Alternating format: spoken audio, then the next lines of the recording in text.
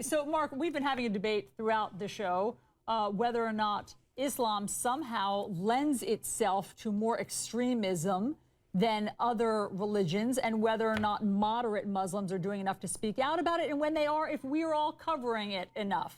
What do you think? That's a great question. First, I think that the general Muslim community, we're talking over 1 billion people, do speak out against acts of terrorism. They do speak out against, gross things like beheadings. Although I'd like to think that we would assume that the average Muslim, just like the average Christian or anyone else, begins from a place of basic human decency. You shouldn't have to denounce beheadings. We should assume that as an everyday person, you don't believe in beheadings.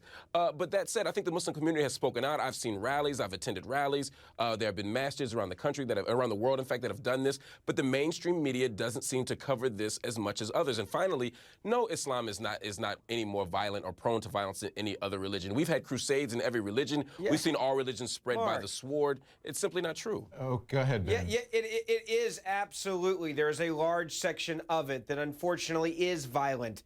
And if you read the Quran, as I've read it, there is a lot of verses in there absolutely bluntly saying in the current sense that you are to take off at the head of those that do not agree with you, and you are to go after those that do not believe in Allah. And there is a lot of people in the world that believe in the extremism of Islam. And to say that it's not... Hold on.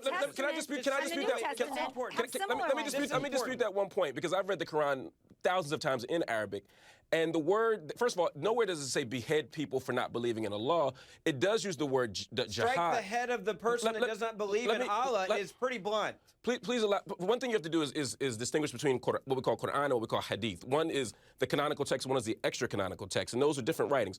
But to the initial point, the word jihad, which is what people are using to think about and talk about this idea of violence, is a very particular word that doesn't actually mean violence. It means striving. It's used 41 times in the Quran, and it's not used purely in a militaristic sense or a violent sense. It's about total striving. It's different than the word harm. Okay, hold on, guys, hold on. I want to get Lisa in. Lisa, you were making a point that there's the Old Testament can be rife with violent passages. Yes.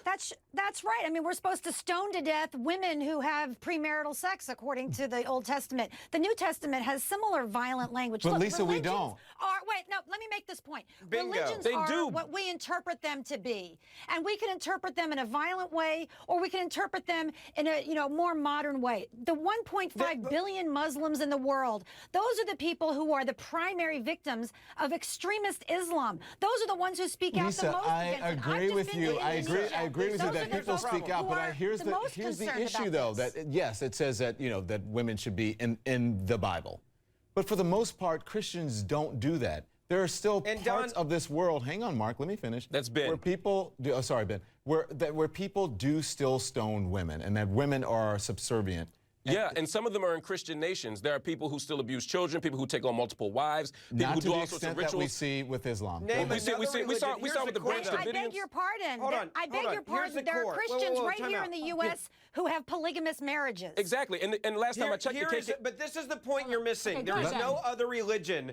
There is no other religion in 2014 that commits the atrocities in the name of Allah, of their God, that Islam does. And I'm tired of people somehow, let me finish, that nothing compared to Islam, nothing in the world compared to Islam. And yet we feel as if somehow we need to apologize. I believe, but this is important. I believe the terrorists and a large section in the Middle East of Muslim individuals who truly believe in Sharia law, who truly believe in going after people that disagree with them to the point of killing them. I don't know why other people don't believe them when they say this is what they believe in. Hold on, Lisa, go ahead. You want to make points.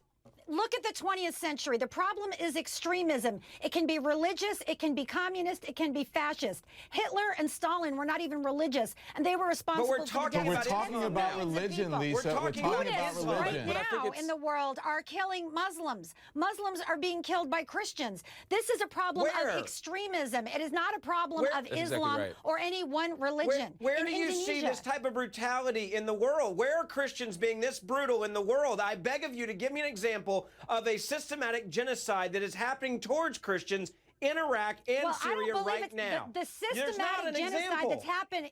Okay, well, you can shout me down or you can let me talk. The systematic genocide that's happening is of Muslims by other Muslims. That's the worst problem in the world. It's not Muslims on Christians. It's still and that's not genocide. It's still violence. It's still violence committed by that group. It's extremism is the problem. And I think it's that's. Hold on 1 second, Ben. I think that's the point. I mean, we would all, even if you were to believe that Islam somehow promotes violence, which it does not. When you look at when you look, well, just let me finish the point, Ben. If you look at Sunnis versus Shia, there's certainly nothing in the Quran that suggests that Sunnis should fight Shia, yet we see that in Iraq. We see Alawis in Syria doing the same thing. My point being that, as Lisa said, this is about extremism. This isn't about a doctrinal dispute. There's nothing Quranic or Islamic about what ISIS is doing. There was nothing Quranic or Islamic about what Al-Qaeda was doing. There was nothing Quranic or Islamic about what Jabhat al-Nusra was doing in Syria. We could go on down the list. That's not the point here. This is about extremism, not about Islam. But again, in Islam, it's promoting peace and the notions of violence in Islam. It's not promoting peace. When they say if you don't convert over, that they are going to kill you. You're rewriting what they actually believe in. Hold that thought. We'll be right back right after this. Hold that thought.